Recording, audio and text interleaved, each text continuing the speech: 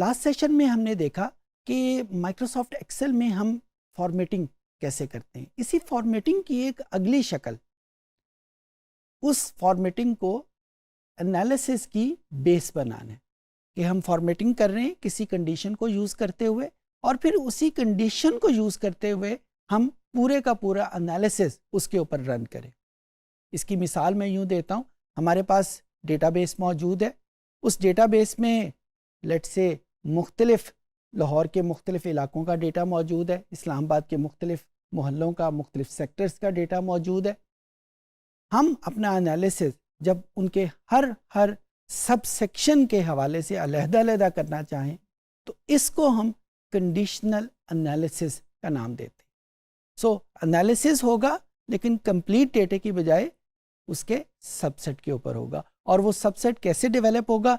जाहिर है किसी न किसी कंडीशन के ऊपर डेवलप होगा। वो कंडीशन जेंडर में मेल फीमेल भी हो सकती है, वो कंडीशन उनकी एजुकेशन क्वालिफिकेशंस भी हो सकती हैं, वो कंडीशन उनकी इकोनॉमिक लेवल्स भी हो सकते हैं, वो कंडीशन इस तरह का कोई भी क्राइटेरिया हो सकता है। लेकिन जब कंडीशन को यूज़ करते हुए हम एनालिसिस करें, उस कंडीशन को शामिल करते हुए, उसको हम कंडीशनल एनालिसिस कहेंगे। और एक्सेल की ज़बान में इस पर्टिकुलर एनालिसिस को हम पिवट टेबल एनालिसिस कहते हैं। ये एनालिसिस हमने गूगल शीट्स में भी किया था।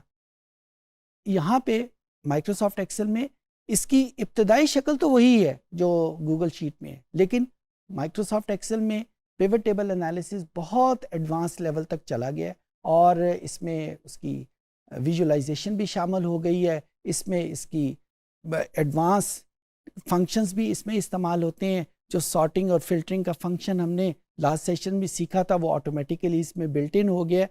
सो ये सारे फंक्शंस जो हैं वो हम इस सेशन में लर्न करेंगे।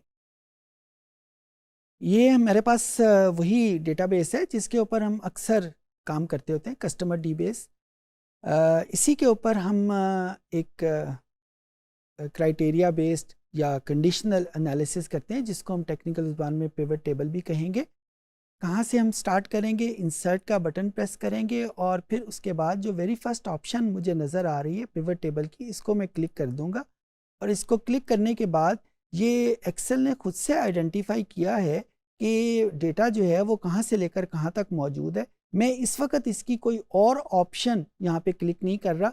Toward the latter end of these sessions मैं आपको और ऑप्शन भी यहाँ पे क्लिक करवाऊंगा, लेकिन इस वक्त मैं कोई और ऑप्शन यहाँ पे क्लिक नहीं कर रहा। इसको ओके का बटन प्रेस किया। ओके का बटन प्रेस करने के बाद ये स्क्रीन एक नई शीट को ओपन करेगी, और यहाँ पे स्क्रीन के ऊपर राइट साइड के ऊपर जितने भी हमारे पास वेरिएबल हैं वो लिस्टेड होंगे। एक्सेल की ज़बान में इन तमाम वेरिएबल को फील्ड कहेंगे, और ये फील्ड, हर फील्ड के साथ एक ओपन चेक बॉक्स मौजूद है कि जिन फील्ड्स को हम इस्तेमाल करना चाहें वो वहाँ पे हम इसको चेक बॉक्स कर देंगे। मैं बिल्कुल स्टार्ट में करता हूँ कि मेरे पास एक जेंडर का बटन है और इस जेंडर के साथ उसकी एज है। अब यहाँ पे इस जेंडर को मैंने क्लिक किया। इधर जो चीज़ याद रखने वाली है कि जब भी हम फील्ड में किसी भी बटन को क्लिक करेंगे तो एक्सेल अपनी मर्जी से उसको इन 4 खानों में से किसी एक खाने में शिफ्ट कर देगा। अच्छा, एक्सेल को किसी भी तरीके से हम रोक नहीं सकते कि वो इसको किस खाने में शिफ्ट करे। ये एक्सेल के बनाने वाले ने इसको कर दिया कि जब भी कोई नया फील्ड क्लिक होता है तो उसको किस खाने में शिफ्ट करना है। हाँ, जो हम कर सकते हैं वो ये कि वंस जब आप सारी फील्ड को, जिसके लिए आपने कोई टेबल, कोई कंडीशनल एनालिसिस डेवलप करना है, उनको क्लिक कर चुके हैं, उसके बाद आप अपनी मर्जी, अपनी रिक्वायरमेंट के मुताबिक इन फील्ड्स को रोज़ में, कॉलम्स में या फिल्टर में, जहाँ पे आप ज़्यादा मुनासिब समझते हैं वहाँ पे शिफ्ट कर लें। एक्सेल को स्टार्ट में आप इंस्ट्रक्ट नहीं कर सकते। आप इसको एक्सेल की एक लिमिटेशन भी समझ लें, नंबर 1 बात। दूसरी बात यह है कि हमें कैसे पता चलेगा कि कौन सी वैल्यू रोज़ में आनी चाहिए, कौन सी वैल्यूज़ कॉलम में आनी चाहिए, कौन सी वैल्यू फिल्टर में, और कौन सी फील्ड यहाँ पे वैल्यूज़ के कॉलम में लिखी जानी चाहिए। इसका कोई हार्ड एंड फास्ट रूल तो नहीं है, लेकिन एक जो हम इसे कह सकते हैं कि अपनी याद रखने के लिए हम बात कर सकते हैं कि आपको पता है कि वेरिएबल कैटेगोरिकल भी होते हैं और वेरिएबल क्वांटिटेटिव भी होते हैं। हमने पिछले किसी सेशन में इनके बारे में हमने डिस्कस भी किया था, इनको आइडेंटिफाई भी किया था। जो कैटेगोरिकल वेरिएबल हैं वो फिल्टर, कॉलम या रोज में शिफ्ट हो सकते हैं, और जो क्वांटिटेटिव वेरिएबल हैं वो प्रेफरेबली वैल्यूज़ के कॉलम में लिखे जाएंगे। जो क्वांटिटेटिव वेरिएबल हैं उनको हम कॉलम्स में या रोज में लिख तो सकते हैं, एक्सेल उसका माइंड नहीं करेगी, एक्सेल आपको रोकेगी भी नहीं, लेकिन जो रिजल्ट आपके सामने आएगा वो समझ आने से बालातर होगा, वो समझ नहीं आएगा कि रिजल्ट क्या आ गया। लेकिन उसकी निस्बत अगर आप किसी कैटेगोरिकल वेरिएबल को, किसी क्वालिटेटिव वेरिएबल को कॉलम्स या रोज में या फिल्टर में रखेंगे तो चीज़ें ज़्यादा आसान हो जाएंगी। जिस तरह यहाँ पे जेंडर एक मेरे पास कैटेगोरिकल वेरिएबल था, इसको मैंने रोज में क्लिक किया। अच्छा, सिमिलरली मैंने यहाँ पे जो रीजन का कॉलम है उसको मैंने रीजन में शिफ्ट कर दिया। यहाँ पे भी उसने रीजन लिखा हुआ है, इस रीजन को यहाँ से मैं ख़त्म कर देता हूँ। अब मेरे पास ये इस कॉन्फ़िगरेशन का एक टेबल, या जिसको मैं टेक्निकल ज़ुबान में कंडीशनल एनालिसिस मेरे पास आ गया। इसको मैं कंडीशनल क्यों कह रहा हूँ? इस वजह से कह रहा हूँ कि ये सम तो कैलकुलेट कर रहा है, लेकिन सम ऑफ ऑल कस्टमर्स एजेस नहीं कर रहा, बल्कि ज़ीरो यानी मेल की एजेस को अलहदा से सम कर रहा है और फीमेल की एजेस को अलहदा से सम कर रहा है। यानी इसके ऊपर जो मैंने फिल्टर लगाया है, इसके ऊपर जो मैंने कंडीशन लगाई है, वो उसके जेंडर की है। अच्छा, एक एडिशनल रिस्ट्रिक्शन जो है, जो फिल्टर के नाम की लगी हुई है, वो यहाँ पे रीजन की मौजूद है। इस रीजन के बटन को जब मैं क्लिक करूँगा तो आप जितने भी रीजन्स हैं वो सारे मेरे पास लिखे हुए आ जाएंगे, और यहाँ पे मेरे पास ऑप्शन मौजूद है कि क्या मैं सारे ही रीजन्स के ऊपर एनालिसिस करना चाहता हूँ या मैं सिर्फ किसी एक रीजन को सिलेक्ट करना चाहता हूँ। सिलेक्ट मल्टीपल आइटम्स, इसको मैंने क्लिक किया तो यहाँ पे मेरे पास आ जाएगा 1। अब मेरे पास जो एनालिसिस है, ये जो नंबर्स आ रहे हैं ये सिर्फ रीजन नंबर 1 के आ रहे हैं। सिमिलरली जब मैंने इसको 2 को क्लिक किया तो अब मेरे पास जो नंबर्स लिखे हुए आ रहे हैं वो सिर्फ रीजन नंबर 2 के लिखे हुए आ रहे हैं। इस चीज़ को अगर मैं सिलेक्ट मल्टीपल आइटम्स कर दूं तो मैं एक वक्त में एक से ज़्यादा रीजन्स को सिलेक्ट कर सकता हूं। फॉर एग्जांपल इस वक्त मेरे पास जो नंबर लिखे हुए आएंगे वो रीजन नंबर 2 और रीजन नंबर 3 के होंगे, बाकी रीजन्स को हमने शामिल नहीं किया हुआ। यहाँ पे इसने मल्टीपल आइटम्स लिख दिया, बाकी ये टेबल उसी हिसाब से सिलेक्ट होगा। सो ये मेरे पास फिल्टर, जेंडर और एज का मेरे पास कॉलम मौजूद है। अच्छा, अब यहाँ पे एक और चीज़ बहुत मज़ेदार है। यहाँ तक प्रॉबेबली हमने गूगल शीट्स में जब पिवट टेबल का काम किया था तो ये प्रोसेस हमने वहाँ पे भी किया था। वहाँ पे ये फिल्टरिंग का प्रोसेस इतना स्ट्रॉन्ग नहीं है, मौजूद ज़रूर है लेकिन इतना स्ट्रॉन्ग नहीं है। एक्सेल ने उसको एक स्टेप आगे ले गया है। लेकिन एक चीज़ जो गूगल शीट्स में बिल्कुल भी मौजूद नहीं है और एक्सेल में मौजूद है, शायद गूगल शीट के किसी अगले वर्जन में आ जाए, फ़िलहाल तक तो मौजूद नहीं है, वो ये है कि अगर हम इन फील्ड की मदद से कोई नई फील्ड भी बनाना चाहें तो यहाँ पे हमारे पास ऑप्शन मौजूद है। फॉर एग्ज़ाम्पल यहाँ इस पूरी जो नंबर ऑफ़ वेरिएबल्स हैं इसमें 2 वेरिएबल मौजूद हैं, आप इनके लिस्ट को चेक कीजिएगा। एक क्रेडिट कार्ड डेट का कॉलम मौजूद है और एक मेरे पास अदर्स डेट का कॉलम मौजूद है। अब मैं ये चाहता हूँ कि जो एनालिसिस मैं करूँ, जो यहाँ पे नंबर लिखे हुए आए वो क्रेडिट कार्ड और अदर डेट को ऐड करने के बाद जो टोटल डेट बनता है, जिसमें क्रेडिट कार्ड भी शामिल है, जिसमें अदर डेट भी शामिल है, उनको टोटल करके नंबर यहाँ पे लिखे हुए आए। तो यहाँ पे ये ऑप्शन मौजूद है। कैसे हम करेंगे इसको? ये 2 बटन जो ही हम इस पिवट टेबल के ऊपर क्लिक करते हैं तो एक्सेल हमारे पास मेन्यू में ये 2 बटन सामने रखता है।